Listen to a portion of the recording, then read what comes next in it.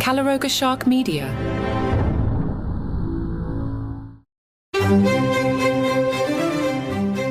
Hello and welcome to Palace Intrigue. I am your host, Mark Francis.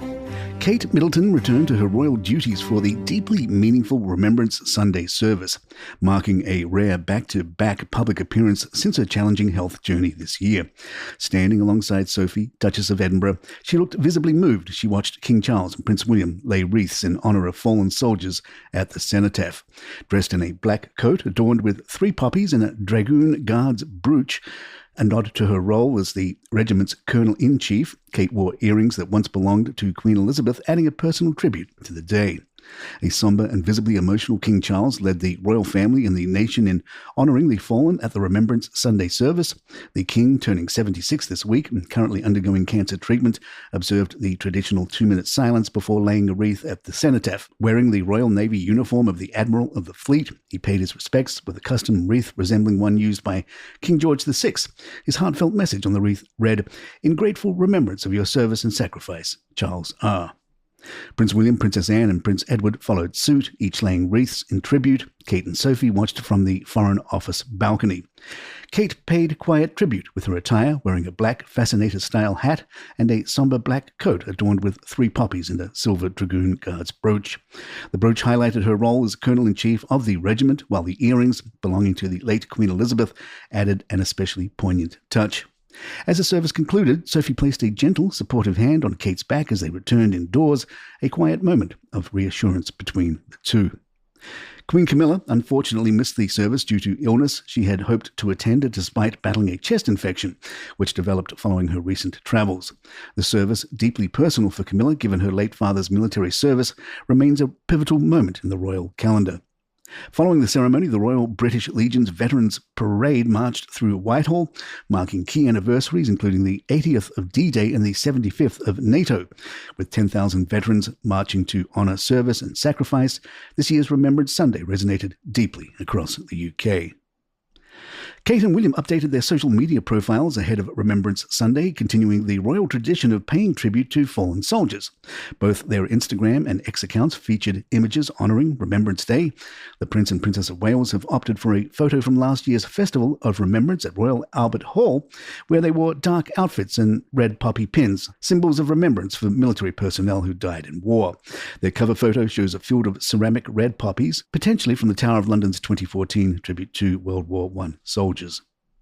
King Charles and Queen Camilla also updated their social media profiles for the occasion. Their new cover photo shows them attending a Remembrance Day service in Ottawa in 2009 with the message, "Lest we forget," over a field of wild poppies. This image has been used for several past Remembrance Days, including last year. More Palace in just a moment.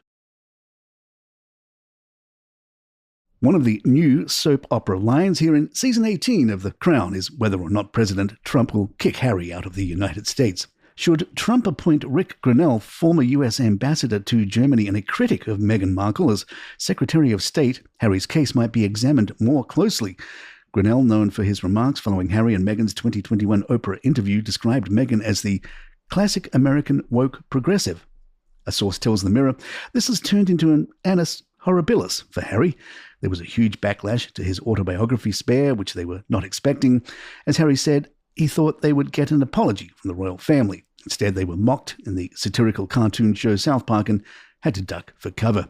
Since the summer, they have had months of terrible press, attacks from The Hollywood Reporter and from former Vanity Fair editor and royal author Tina Brown over the marriage, the charity, and what Meghan is like as a boss.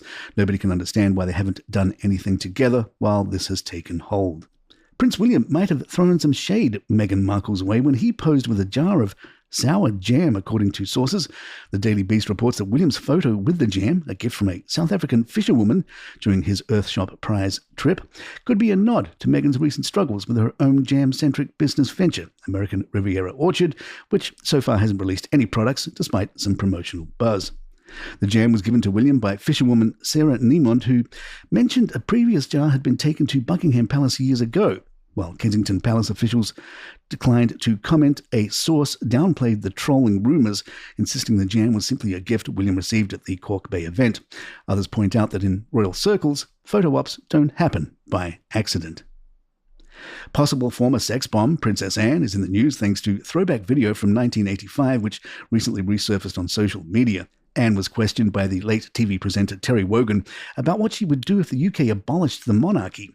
Anne, with a laugh, simply replied, "I'd have to work even harder on the farm," referring to her life at Gatcombe Park, the estate she's called home since 1976, which also includes a working farm. Wogan pressed further, asking if there were any other careers Anne might have pursued, to which she quipped that she had qualified as a heavy goods driver out of necessity. She went on to explain, "If the royal family was abolished and I didn't have a farm to work on, my husband and I both have heavy goods vehicle licenses, so it seems like a very logical way of earning one's living."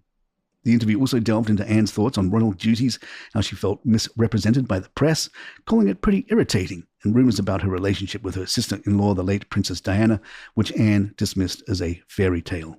In her final days, Queen Elizabeth II reportedly shared a playful jab about Boris Johnson just days before her passing. According to Out by Tim Shipman, she was chatting with family and staff when the former Prime Minister's name came up shortly after the PM's resignation. With a glint of mischief in her eye, the Queen remarked, "Well, at least I won't have that idiot organising my funeral now." And there you have it. If you'd like to email us, our address is thepalaceintrigue@gmail.com. Please follow us on Spotify, Apple, or the app of your choice. And leave us a review or some stars if you're enjoying the show. Don't forget we have subscriptions available, and you can get this show commercial-free along with hundreds of others from Calaroga Shark Media, including Ballot, our political satire show. Check that out wherever you get your podcasts. Ballot. I'm Mike Francis. My thanks to John McDermott. This is Palace Intrigue, and good times.